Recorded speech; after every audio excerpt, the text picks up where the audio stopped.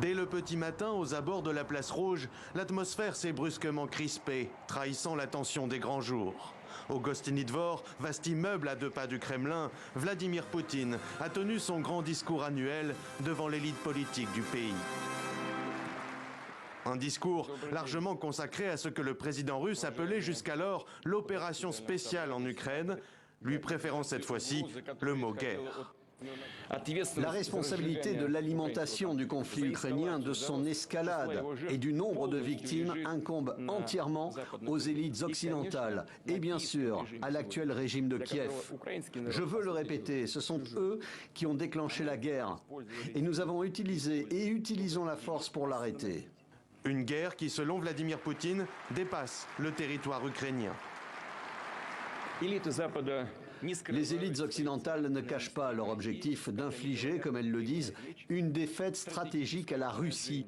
Cela signifie en finir avec nous une bonne fois pour toutes, c'est-à-dire qu'ils ont l'intention de transformer un conflit local en une confrontation globale.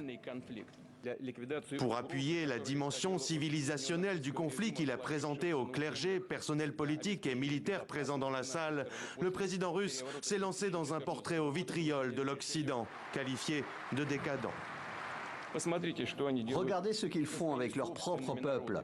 La destruction des familles, des identités culturelles et nationales, la perversion et la maltraitance des enfants jusqu'à la pédophilie sont déclarés comme étant la norme. C'est la norme de leur vie. Et les prêtres sont obligés de bénir les mariages entre homosexuels.